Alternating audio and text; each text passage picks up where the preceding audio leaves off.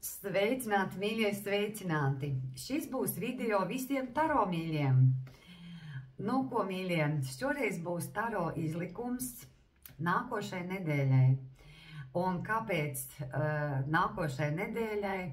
Turpmāk tas būs nepārtraukti, bet es iesākšu šo savu tādu taro ceļu, video ceļu tieši ar nākošās nedēļas izlikumu, jo nākošajā nedēļā mūs sagaida ļoti tāds nopietns notikums. 14. oktobrī mūs visus sagaida saules aptumsums, un saules aptumsums būs jaunavas zīmē pēc vediskās astroloģijas. Un tātad tas būs tāda nopietna diena, kad, ziniet, varbūt vajadzētu pēc iespējas mazāk atrasties laukā. Tas ir viens no tādiem, ja nu tas ir, cik nu tas ir iespējams, ja? Vai arī cik nu ir iespējams, teiksim, pacentieties nenoslēgt nekādus, varbūt, līgumus, kaut kādus nopietnus, ja? Vai tur kaut kādus darījumus, vai nu neparakstiet neko. Atcerieties, ka ne tikai jūs, bet arī pārējie cilvēki atrodas tajā saules aptumsuma ietekmē. Un it īpaši šeit ir, es vēlētos likt uzsvaru uz stiprā dzimuma pārstāvjiem, jo saule tā ir tāda vīrišķā enerģija, jā, un tātad vīrieši būs ļoti pakļauti šim saules aptumsumam, tāpēc, mīļās meitenes, esam pēc iespējas tādas iecietīgas, jā, un saprotam, ka viņiem varbūt tiešām būs kaut kur visgrūtāk visu to saules aptumsumu pārvarēt. Un esat tādas, nu, es negribētu teikt vārdu agresija, jā, bet arī tādas izpausmes var būt, tāpēc skatieties pašas pēc situācijas, kā tas ir, jā, bet diezgan tāds saspringts laiks, jo arī dotajā brīdī, teiksim, planēta Mars, kas ir kara dievs, jā, tāda kareivīga planēta, viņa atrodas vienā mājā ar Ketu, tā arī tāda ugunīga enerģija ir, un tā kā šeit visi tie salikumi ir tādi, ja, ka diezgan tāds, ziniet, tāds dzirkstels var lēkāt pa gaisu. Arī uz ceļa esat atbildīgi braucēji, ja, netrakojat, nedzenat garām, neapdzenat tā nepārdomāti, ja, tā skatieties, ja, visu, novērtējiet, izsveriet visu, jo šeit tiešām var būt kaut kādas tādas neparedzamas situācijas visādas, ja, kad, ziniet, tas ir tāds, nu, tāds prāta aptumsums, burtiski, jā, tādā vienkāršā valodā sakot, un tāpēc, un atcerieties, ka ne tikai jūs, bet arī apkārtēji atrodas tādā pat ietekmē kā jūs, jā, un tādas neparedzamas visādas lietas var notikt. Un 28. oktobrī, protams, ir mēnesis aptumsums, jā, tātad mēs esam mēnesis tajā aptumsuma koridorā, un tāpēc šis periods ir vispār tāds, kad vajadzētu labāk tiešām pēc iespējas izvairīties no kaut kādiem pirkumiem, no kaut kādiem darījumiem, noslēgt kaut kādus tādus ļoti svarīgus, tādus atbildīgus līgumus. Arī šajā laikā nevajadzētu nebūt ieteicams mainīt darbu, vai tur šķirties, vai tur saiet kopā, ja, jo te var būt arī dažādas kaut kādas lietas tādas, ko pēc tam jūs varat padomāt, kā es vispār kaut ko tādu varēju izdarīt, ja. Tā, kad grūti ir pat atbildēt, grūti atbildēt par savu rīcību, teiksim tā, ja. Jo saule, kā es teicu, tā ir tāda enerģijas planēta, ja, tā ir mūsu enerģija, tas ir mūsu ego, un tātad šeit arī varbūt kādam var tādas ego sajūtas sāsināties, ja, var palikt kāds egoistiskāks tāds, ja, un kad man, un es, ja, tāds. Tā kā nesat pārsteigti ne par kādām lietām, bet galvenais saprotiet, ka arī tas viss var arī, nu, jūs paši visu to varat izjust un saprotiet, kas ar jums tad arī notiek, ja. Un tā tad viss tas aptumsuma koridors ir tāds, nu, kā saka, ziniet, kad iet mīnētāji, atmīnētāji, kad viņi iet tās mīnas atmīnēt, jā, viņi tur no sākuma tur baksta kaut ko, tā kā jums arī tā, lai neuzkāpt kādai mīnai, neuzsprāgt, jā, tad arī pacenšamies kaut ko vispirms sačamdīt un sameklēt, un tikai tad, kā saka, spērt to nākamo soli, lai neuzlidot kaut kur gaisā. Tā, mīļie, nu tas tādam humoram mazam, bet tagad paskatīsimies taro kārtas uz nākošo nedēļu. Tātad, ko mums rāda taro kārtas, un izmantošu es divas kāršu kavas, klasisko taro raidera veita kāršu kavu un šādu to zeltītais taro, apzeltītais karaliskais taro. un no katras kāršu kavas būs pa 3 kārtīm, un tad skatāmies, ko tad nākošā nedēļa, ko tad taro kārtas mums rāda, varbūt viņas vēl vairāk mums kaut ko parāda, kā mums ir jāpievērš uzmanība, uz ko akcents ir jāuzliek, kas būs galvenās enerģijas, jā. Šis ir kopīgs izlikums visām zodiaka zīmēm, tā kā skatāmies, tātad klasiskā Raidera veita kāršu kava. Tā pirmā kārts, 8 monētas, nu ko mīļie, vislabākais ieteikums tiešām nākošajā nedēļā strādāt un likt lietā savus talantus. 8 monētas, tā ir tāda neatlaidīga darba kārts, kas liecina par to, ka nākošās nedēļas galvenā tāda tendence būs strādāt, likt lietā savus talantus, parādīt savu meistarību un nenovirzīties no iesāktā mērķa. Tātad, lai izbēgtu no kaut kādām nepatīkamām situācijām, strādājam un nepievēršam uzmanību. Ja? Redziet, kā tas cilvēks, viņš ir noliecis galvu, viņš kaļ to savu monētiņu, ja? Jo to viņš acīm redzot ļoti labi māk darīt, un viņš tiešām dara to, ko viņš ļoti labi māk darīt.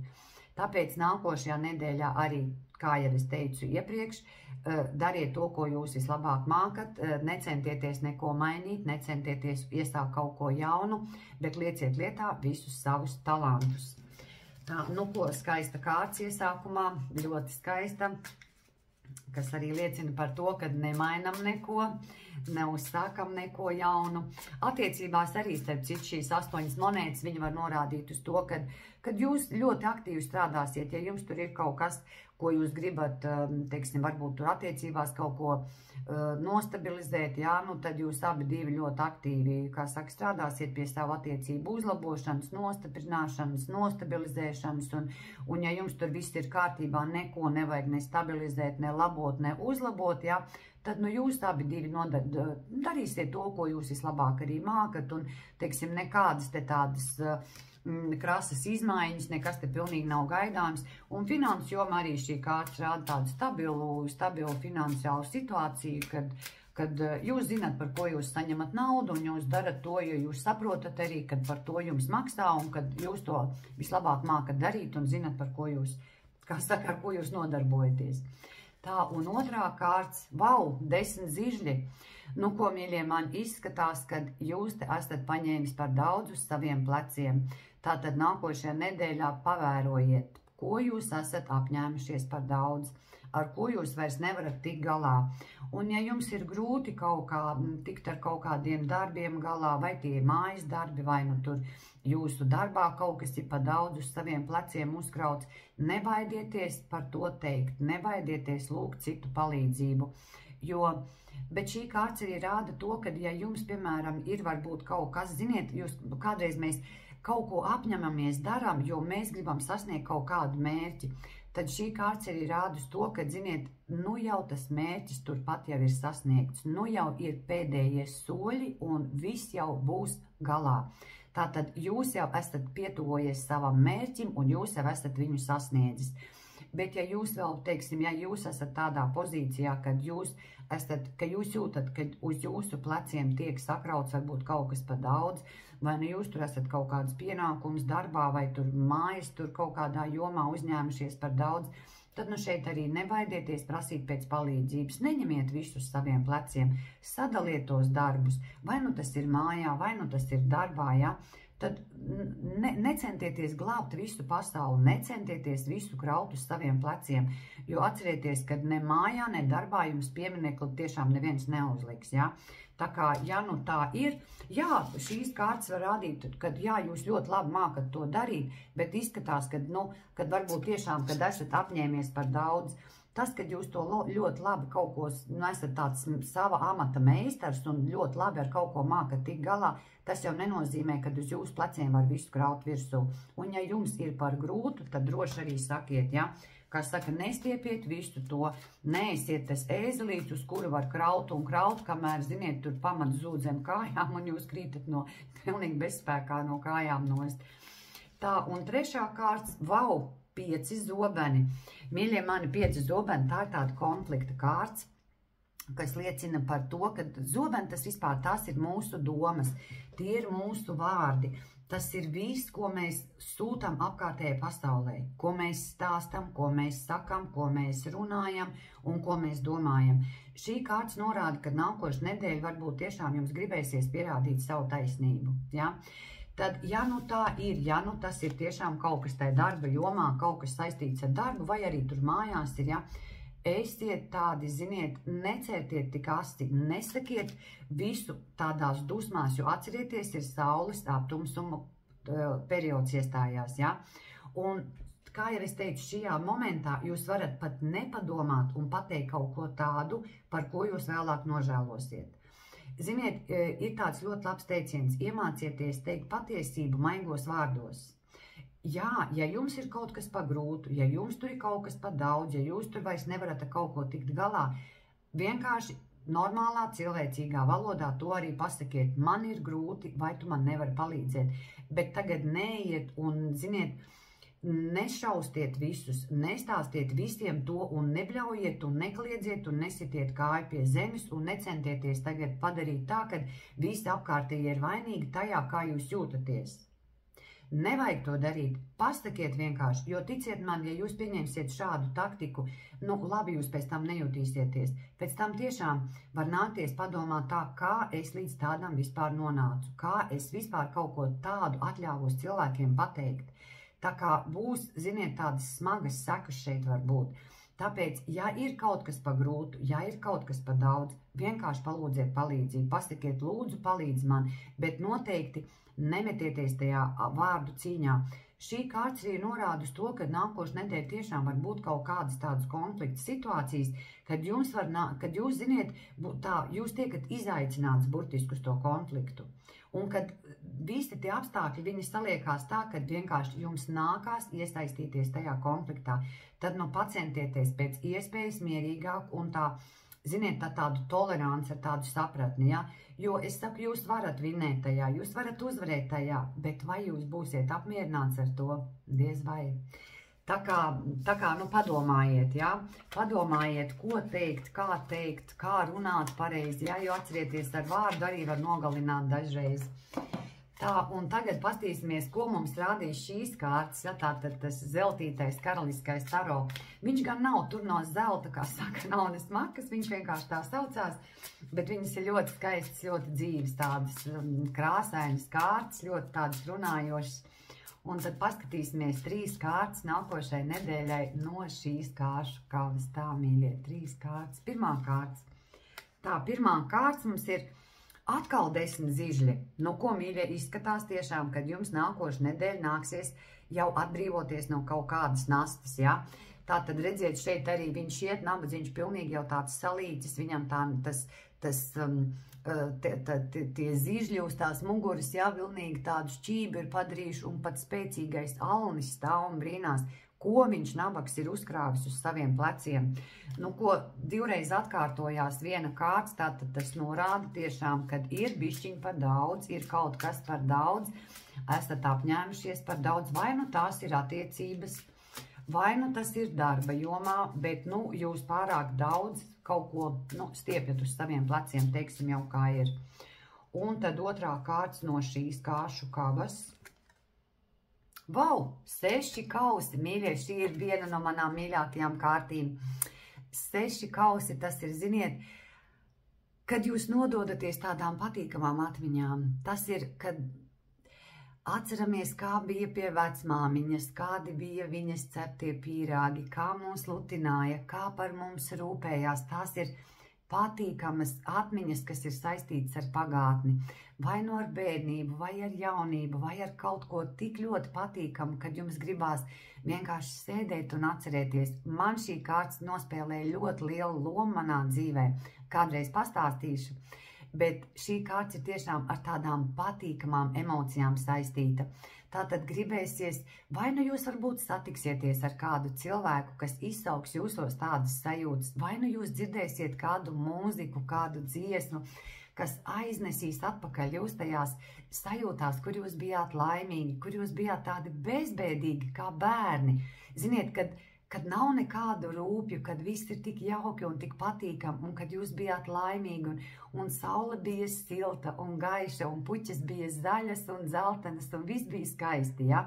Tāda ļoti silta un patīkama kārts, kas tiešām, vai jūs aizbraucat kaut kur un satiekaties ar kādiem seniem draugiem, vai nu tas ir kāds, ziniet, tagad ir rudens laiks un bieži vien šajā laikā cilvēki rīko kaut kādus salidojumus, tur bijušie klases biedri vai kursa biedri, vai nu jūs tur braucat ciemos pie kādiem radiem, vai pie jums kāds atbrauc ciemos, vai jūs kādu ziņu saņemat, ja?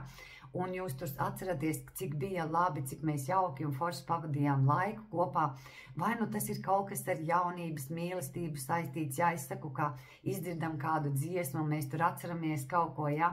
Tāds ļoti, ļoti patīkama gaiša kārts, kad jūs varat nodoties tādām patīkamām atmiņām, vai nu varbūt tas ir pat kaut kāds ēdiens, ja, kuru jūs ēdat, un jūs atceraties, man, piemēram, ir tāds ēdiens, ja, kad es atceros tādu smaržu. Es atceros, kā man mamma viņu taisīja to ēdienu, ja, un es, kad tā kā kaut kur sajūtu, man uzreiz tādas siltas atmiņas atnāk atmiņā, ja, kad es atceros, kā man mamma to gatavoja, un kā tas garšoja, un cik tas bija garšīgi. Tā kā kaut kas tāds patīkams te būs. Nu, un trešā kārts, kas mums ir, vecākais ārkāns muļķis, ja, jeb āksts. Bet, mīļie, tas nenozīmē neko par muļķi, par kaut kādām tur psihiskām problēmām, nē. Šis ir kaut kāds pilnīgi jauns iesākums. Un, ziniet, man gribās teikt tā, kad šeit šīs divas kārtas, redziet, tie 10 zižļi, jā, divreiz atkārtojās, man gribās teikt tā, kad varbūt tiešām tajā nākošajā nedēļā jūs beidzot kaut ko savā dzīvē sasniedzat, jūs atbrīvojaties no kaut kādas nastas, jūs nolemjat no kaut kā, kas pārāk smags jūsu dzīvē, kas pārāk tā daudz jums atņem spēku un enerģijas, jūs esat beidzot nolēmis pielikt tam punktu, un jūs iztaisnojat to muguru, jūs nometat tos savus zižļus, un jūs sākat pilnīgi jaunu ciklu, kā jauns cilvēks. Jo muļķis tā ir kārts, kas liecina par jauniem iesākumiem, par jauniem piedzīvojumiem, par jaunām kaut kādām iespējām. Un arī šī kārts, redziet, šie 6 kausti, viņas varētu nozīmēt, ka kaut kādas jaunas atmiņas, kaut kādas atmiņas jums izsauc kaut ko pilnīgi jaunu. Vai nu jūs satiekat kādu jaunu cilvēku, ar kuru jums asociējās kaut kas no jaunības, vai nu jūs tiešām satiekat kaut kādu jaunu, kaut kādu senu draugu, un jums aizsākās kaut kādas jaunas, patīkamas tādas atmiņas, nu tādas, vai nu attiecības, ja? Vai jums uzlabojās attiecības ar kaut kādiem draugiem no kaut kādas pagātnes, ja? Bet šī kārts liecina par jaunu pieredzi, kad jūs sperat soli burtiski tādā, ziniet, tādā jaunā pasaulē. Jūs iesākat kaut ko pilnīgi no jauna, tā ir jauna pieredze, jauni iespaidi, jaunas iespējas, ja? Bet atcerieties, kad ir tas saules atumsums, tāpēc, jo muļķi, ziniet, tā ir tāda kārts, šeit viņam, redziet, ir sunīts blakus, un tas sunīts, tas nozīmē, tas suns, kas tas ir? Tas ir uzticība, suns ir pats uzticīgākais dzīvnieks vispār cilvēkam, ja? Tātad, suns tas ir kāds uzticīgs draugs, ja? Tas varētu būt tādā nozīmē. Ieklausieties, ja kāds draugs jums kaut ko tā kā mēģina jūs pabrīdināt un mēģina pateikt, kad apdomājies, nu, nedari pagaidām vēl to mazlietiņu, vai tu nepareizi, jo, ziniet, no malas bieži vien mēs vislabāk redzam, kā tas ir. Un ja kāds jums grib tā kā jūs pabrīdināt un pateikt, apdomājies, vēl nav īstais laiks, ja tu tagad to izdarīsi, tu ļoti to nožēlos, varbūt ieklausieties tā cilvēka padomā, jo, kā es teicu, tas saules aptumsums, viņš var radīt tādu neskaidru saprātu, mēs varam rīkoties pilnīgi neapdomīgi, ja? Un muļķis tas arī tāda neapdomāta rīcība ir, ja? Tāpēc tas ir arī tāds brīdinājums, ieklausieties apkārtējos tādos pat signālos, zīmēs, kaut kādās norādēs, iespējams tās ir pat jūsu sajūtas, kurās jums ir jāieklausās, jo ja jūs gribat tā kā ar prātu, jā, es to darīšu, bet iekšēji jūs jūtat, kad man to nevajag darīt, tad labāk nedariet. Jo, kā es arī vienmēr saku, ka dvēseles balss, viņa vislabāk jūt, un viņa vislabāk māk jūs pabrīdināt. Tāpēc esiet apdomīgi, nesperiet soli pretī nezināmajam, neiekrītiet tajā aizā, jo šeit tā īsti to nevar redzēt, bet Klasiskajā raidera veida kāršu kavā tas muļķis, viņš stāv tā kā aizes malā un viņš ir gatavs jau spērt soli tajā. Tas nākošais solis, burtiski viņš iekrīt aizā iekšā, viņš varētu iekrist. Un tas sunīts jau viņš par to brīdina, ka tu padomā vēl viens solis un tu vari izdarīt kaut ko pilnīgi neatgriezenisku, ja? Tas ir tādā brīdinājuma momentā. Bet tādā plusā šī kārts norāda, ka jauna pieredze, jauni iespaidi, vai jūs varbūt tiešām satiekat kādu cilvēku no pagātnes un viņš ir pilnīgi jaunāk, tā kā, ziniet, jūs skatāties uz viņu kā pilnīgi ar jaunām acīm un kaut kāds cits skats jums šķiet, kad jūs viņu zinājāt vienu, bet tagad jūs ieraugat, ka tas ir pilnīgi cits cilvēks un viņš ir interesants un viņš ir aizraujošs jums un tāds aizrautīgs. Tas arī var tā izspēlēties jūsu dzīvē, ja? Bet šī kārts arī tas ir tāds brīdinājums vairāk tāda nākošajai nedēļai, kad esiet apdomīgi, nespriet neapdomātu soli, ieklausieties kaut kādos padomos, padomdevējos vai apkārtējās zīmēs kaut kādās, lai neiekristu tajā aizā, jo tur būs pagrūti no viņas tikt ārā, ja? Nu, ko, mīļie mani, es domāju, ka ļoti interesants izlikums mums šeit ir nākošajai nedēļai. Un man gribās visiem novēlēt, esiet apdomīgi, nesperiet neapdomātus soļus, nesakiet neapdomātus vārdus, esiet maksimāli tādi, ziniet, kā saka fingers cross, ja, un esiet apdomīgi, maksimāli tādi piesardzīgi visā, ko jūs darīsiet, visā, ko jūs teiksiet, kādus jūs lēmumus pieņemsiet. Kā es saku, 10 reiz nomēriet un tad vienreiz tikai nogrieziet, ja? Lai izbēgtu no kaut kādām nepatikšanām. Bet visā visumā es domāju, ka jūs esat ļoti apzinīgi cilvēki un tādi ieklausījāties tādos ieteikumos un jūs noteikti mācēsiet izvairīties no kaut kādām problēmām. Nu, ko, mīļie mani, lai mums visiem veiksmīga nākošā nedēļa un veiksmīgs aptumsuma koridors, kurš iesāksies ar saules aptumsumu 14. oktobrī. Paldies, mīļie, un tiekamies atkal drīz!